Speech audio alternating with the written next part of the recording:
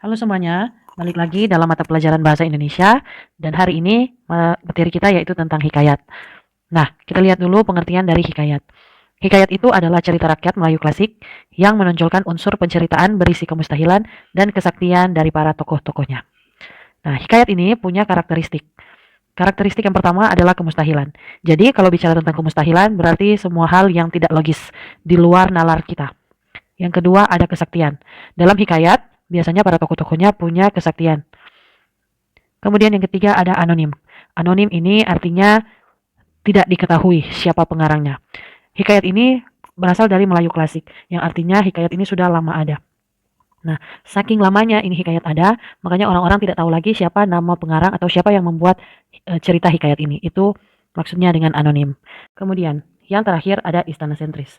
Nah, dalam cerita hikayat, kebanyakan berlatar kerajaan atau berlatarkan keluarga kerajaan. Di sana biasanya dalam keluarga raja latar latar dari cerita itu yaitu berupa istana. Makanya karakteristik dari hikayat yaitu yang terakhir istana sentris. Nah, dalam hikayat kita juga akan menemukan nilai-nilai yang terkandung di dalamnya. Jadi, selain menghibur, banyak nilai-nilai yang boleh kita dapatkan dalam hikayat. Yang pertama ada nilai religius. Nilai religius di sini juga disebut dengan nilai agama. Kemudian ada nilai sosial, ada nilai budaya, ada nilai moral, bahkan ada nilai edukasi di dalamnya. Nah, nilai-nilai dalam hikayat ini dapat kita lihat juga dalam hikayat Indra Bangsawan yang sudah saya tugaskan pada kalian untuk dibaca pada minggu yang lalu. Adakah yang belum sempat membaca hikayat Indra Bangsawan? Jika belum, silakan membaca lagi, atau bila ada yang sudah lupa tentang hikayat Indra Bangsawan, silakan untuk membaca sekali lagi tentang hikayat Indra Bangsawan.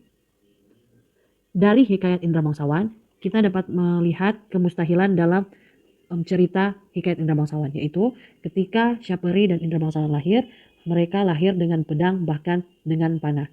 Kemudian kita boleh lihat yaitu seorang putri, yaitu Putri Ratnasari yang keluar dari gendang.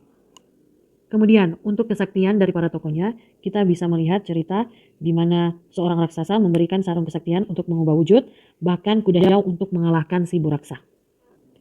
Untuk karakteristik hikayat yang ketiga yang anonim, kita boleh tahu bersama bahwa hikayat Indra Bangsawan ini tidak diketahui siapa penulis atau pengarangnya. Dan untuk yang terakhir yaitu istana sentris, yaitu kita boleh lihat bahwa di situ bercerita tentang seorang raja yang tinggal dalam sebuah istana. Sekarang kita akan melihat nilai-nilai yang terkandung dalam hikayat Indra Bangsawan. Yang pertama ada nilai religius atau nilai agama.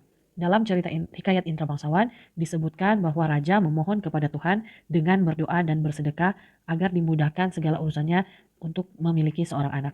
Itu dapat kita ambil sebagai nilai religius atau nilai agama. Kemudian kita lihat pada nilai sosial yang terkandung dalam hikayat Indra Bangsawan. Dalam hikayat Indra Bangsawan, nilai sosialnya yaitu Syahperi yang mengeluarkan dayang-dayang dalam gendang. Dapat dilihat bahwa di situ Syahperi dia suka membantu orang-orang yang berada dalam posisi kesulitan. Kemudian untuk nilai budaya dapat kita lihat ketika seorang raja yang ingin mencari penerusnya. Karena raja ini punya dua orang laki-laki, anak laki-laki, makanya dia harus memilih salah satu. Nah, budaya mereka di sana ketika ingin memilih salah seorang dari putra raja ini, makanya diadakan pertandingan. Siapa yang pantas, siapa yang paling gagah untuk menggantikan ayah mereka, yaitu si raja itu sendiri. Nah, untuk nilai moral dalam hikayat Indra Bangsawan yaitu dapat kita lihat bagaimana Indra Bangsawan yang berusaha keras mendapatkan air susu harimau yang beranak muda untuk menyembuhkan mata si Putri Kemalasari dibandingkan dengan ke-9 orang yang hanya ingin memintanya. Yang terakhir ada yang namanya nilai edukasi. Di situ yaitu di mana anak-anak dari si raja ini diwajibkan untuk belajar ilmu agama sejak mereka masih kecil. Itu semua nilai-nilai dalam hikayat Indra Bangsawan. Nah, itu dia materi kita tentang hikayat. Kita sudah belajar tentang karakteristik bahkan nilai-nilai yang terkandung dalam hikayat. Apakah ada yang ingin bertanya? Silakan tuliskan di kolom komentar. Kemudian silakan mengerjakan tugas yang saya akan kirimkan lewat WA sebentar. Sekian pembelajaran hari ini.